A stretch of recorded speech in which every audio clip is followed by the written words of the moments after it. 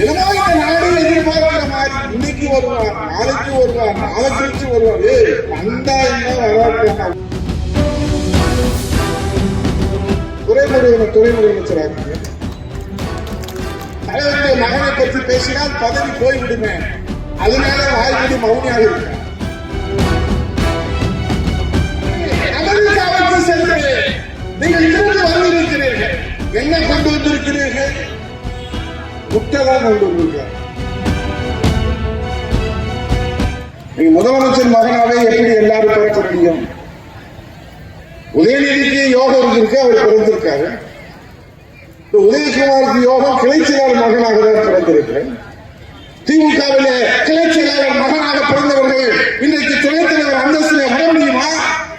நான் சவாலுக்கு கேட்கிறேன். ஜனநாயகத்தை காப்பாற்றுவதாக இருந்தால் நீங்கள் அண்ணாவின் கொள்கையை கோட்பாடுகளை நீங்கள் காப்பாற்றுவதாக இருந்தால் துறை முதலமைச்சராக வேலுவை துணை முதலமைச்சராக்குங்க, நேருவை துணை முதலமைச்சராக்குங்க. நான் சொல்றது அந்த நேரு இல்ல, உங்க நேரு. நீங்க உதயநிதி ஸ்டாலினை எந்த தகுதியில எந்த அடிப்படையிலே நீங்கள் தேர்ந்தெடுக்கிறீர்கள்? தேர்தலில் நீங்கள் மக்களிடத்தில் வாக்கு கேட்கிற பொழுது உதயநிதி ஸ்டாலினை துணை முதலமைச்சர் ஆக்குவோம் என்று சொன்னீர்களா? உங்கள் கட்சிக்காரர்கள் திராவிட முன்னேற்ற கழகத்தில் இருப்பவர்கள் வாய்மொழி மௌனியாக இருப்பார்கள். ஏன்னா பதவி போய்விடுமே, தலைவருடைய மகனை பற்றி பேசினால் பதவி போய்விடுமே, அதனால வாய்மொழி மௌனியாக இருக்கிறார். என்னமோ இந்த நாடு எதிர்பார்க்கிற மாதிரி இன்னைக்கு வருவார், நாளைக்கு வருவார், நாளை கழிச்சு வருவார். வந்தா என்ன வராது, வரும் ஆனா வராது. எப்ப வந்தா எனக்கு என்ன? நான் கேட்கிறேன், உதயநிதி துணை முதலமைச்சராக நாளைக்கு பொறுப்பேற்றால் நீட் தேர்வை ரத்து செய்து விடுவாரா? உயர்ந்த மின்சார கட்டணத்தை ரத்து செய்து விடுவாரா? சொத்து வரியை ரத்து செய்து விடுவாரா? பால்விலையை குறைத்து விடுவாரா? பத்திரப்பதிவு கட்டணத்தை குறைத்து விடுவாரா? தக்காளி விலையை குறைத்து விடுவாரா? வெங்காய விலையை குறைத்து விடுவாரா? வெங்காயம் நீ என்ன செய்ய போகிற துணை முதலமைச்சராக?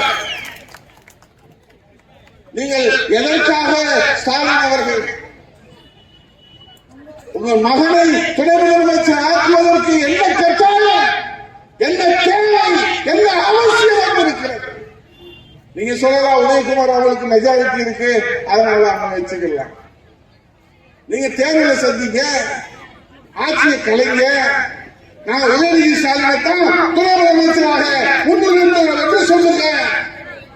அப்ப வாக்களிக்கட்டும் மக்கள். உங்க லட்சணம் என்னன்னு தெரியும். இன்னைக்கு அமெரிக்காவுக்கு சென்று நீங்கள் திரும்பி வந்திருக்கிறீர்கள். என்ன கொண்டு வந்திருக்கிறீர்கள்? முட்டைதான் கொண்டு வந்திருக்கார். உடனே முட்டை எங்களுக்கு கொடுங்கன்னு கேட்காது, உங்களுக்கு கொடுக்க மாட்டாரு. அவர் கடையில வித்துருவாரு. கடையில ஆம்லேட் போட்டு சாப்பிட்டு இருக்கிறாங்க, சத்துணவு முட்டை. அதை கேட்கறதுக்கு யோகியதை இல்லை அரசு. நான் கேட்கிறேன், ஸ்டாலின் அவர்களே, அமெரிக்காவிலே சென்று எவ்வளவு முதலீடுகள் கொண்டு வந்திருக்கிறீர்கள்? ஸ்பெயின் சென்றீர்கள், சிங்கப்பூர் சென்றீர்கள், துபாய் சென்றீர்கள்.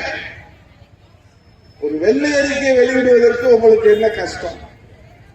அந்த மாநாட்டிலே பேசுகிற போது மேடையில் யார் இருக்கிறார்?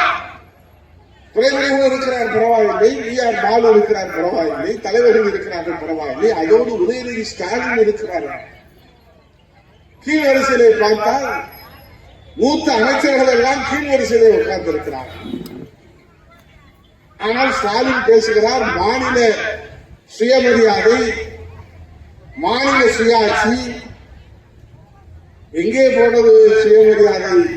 உதயநிதி ஸ்டாலின் என்பவர், நான் கேட்கிறேன், இந்த திராவிட முன்னேற்ற கழகத்தை வளர்ப்பதற்காக, தமிழ் மொழியை காப்பதற்காக, தமிழ் இனத்திற்காக, தமிழக மக்களுக்காக, கச்சத்தீவுக்காக, காவிரிக்காக, முல்லை பெரியாருக்காக, பாலாருக்காக ஏதாவது ஒரு முறையாவது போராட்டம் நடத்தி சிறை செய்திருக்கிறாரா உதயநிதி ஸ்டாலின் அவர்கள்?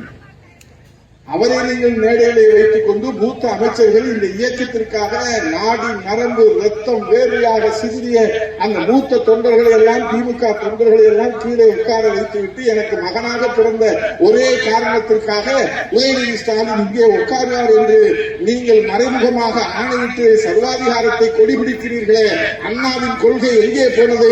அண்ணாவின் லட்சியம் எங்கே போனது? அண்ணாவின் கோட்பாடு எங்கே போனது? அண்ணாவின் சுயமரியாதை எங்கே போனது?